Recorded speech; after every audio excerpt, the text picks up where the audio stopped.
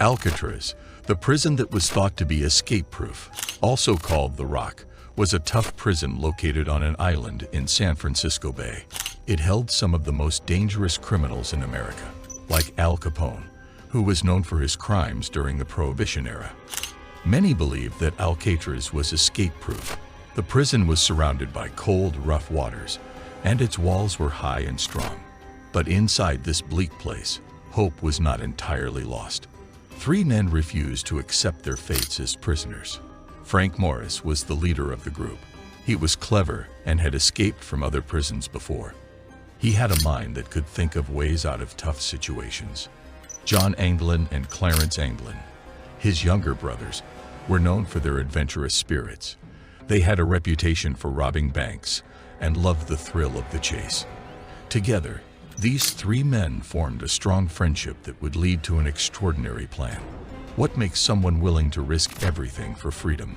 For Frank Morris, it was a deep need to escape a life filled with darkness and confinement. He felt trapped and believed he deserved a chance to be free. For the Anglin brothers, it was more than just escaping prison. They wanted to break free from the life they were leading. The idea of adventure and a new beginning excited them. They dreamed of open skies, fresh air, and the thrill of living without limits. Each man had his own reasons for wanting to escape, but they shared a common goal: to be free and live life on their own terms. They understood that the road ahead would be dangerous, but their hope pushed them forward. For months, Frank, John, and Clarence worked in secret to create a plan. They knew they had to be careful and smart. They had to act like regular inmates to avoid drawing attention to themselves. They started making tools from everyday items around the prison. A simple spoon could be used to dig, and parts from a vacuum cleaner could help them craft their escape devices. They were resourceful, using what little they had to build their escape. The most clever part of their plan was creating dummies. These lifelike figures were made from old clothes and materials they found. They stuffed them with bits of paper and other things to make them look like real people. At night, when the guards came for head counts, the dummies would fool them into thinking the prisoners were still in their cells. As the days passed, their plan took shape and their excitement grew. They were ready to take the biggest risk of their lives. Little did they know, the night of their escape was just around the corner. The night of June 11, 1962, was quiet on Alcatraz. The moon hung low in the sky, casting an eerie light over the prison. Inside the cells, Frank Morris, John Anglin, and Clarence Anglin were ready. After months of planning, the moment had finally arrived. The 3 men had spent weeks preparing, and they knew they had to act quickly and quietly. As the clock struck 10:00 p.m., the guards began their nightly rounds, checking the cells to ensure all the inmates were present. The 3 friends had already placed their carefully made dummies in their beds, covered with blankets, to trick the guards. The dummies looked so real that it was hard to tell they weren't human. Frank, John, and Clarence held their breath, hoping the guards would be fooled. As the guards walked by their cells, they glanced in but didn't suspect a thing. The plan was working. Once the coast was clear, the 3 men sprang into action. They crawled out of their beds and moved stealthily through the dark corridors of the prison. Their hearts raced with excitement and fear. This was the moment they had been waiting for, but they knew they had to stay focused. They climbed through the holes they had carefully cut in the walls, using their homemade tools. It took months to create these holes without getting caught. The men were determined, pushing through the darkness and working as a team. They helped each other squeeze through tight spaces, aware that every second counted. Finally, they'd reached the roof of the prison. The cold wind whipped around them, and the sound of waves crashing against the rocks below filled the air.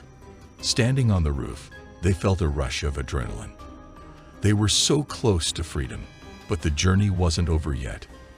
Now they had to make their way to the shore. They carefully climbed down the side of the prison, holding onto the edges and avoiding the guard towers. They felt the weight of the moment. One wrong move could mean capture or worse.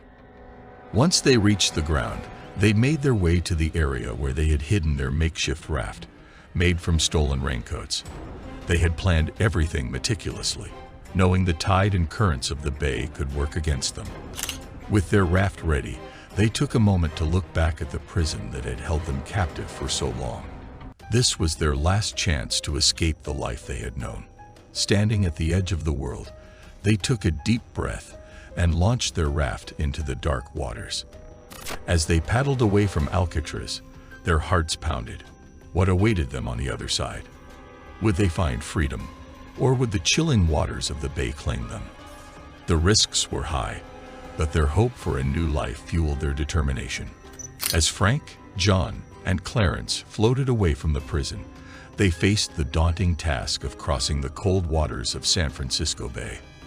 The waves splashed against their makeshift raft, and the chill of the night air nipped at their skin.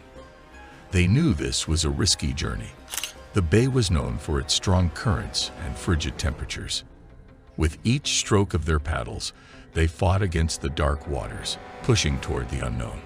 They worked together, their muscles straining against the resistance of the waves. The sounds of the prison faded behind them, replaced by the lapping of water against their raft. The three men had to remain quiet, knowing that the guards might be searching for them. As they paddled, their minds raced with thoughts of what freedom could look like. Would they make it to the other side? Or would the currents pull them under, claiming their lives before they even had a chance to escape? As they moved further from the prison, the fog began to roll in, shrouding them in a thick blanket of mist. This was both a blessing and a curse. The fog helped hide them from view, but it also made navigating the waters more difficult. They had to trust each other completely, relying on their instincts and teamwork. As dawn broke on June 12, 1962, the guards at Alcatraz discovered the dummies in the cells. Panic set in as the realization hit. Frank, John, and Clarence were missing. The news spread quickly, and a massive search operation began. Boats, helicopters, and Coast Guard units scoured the bay, looking for any sign of the escapees. The prison was thrown into chaos. Guards and officials were frantic, trying to piece together how the men had managed to escape. They searched the entire island and the surrounding waters, but no trace of the trio was found. Rumors swirled around the escape, capturing the imagination of the public. People speculated about what might have happened. Had they drowned in the cold waters, or had they somehow made it to safety? The authorities conducted interviews and looked for leads, but they found no evidence to solve the mystery.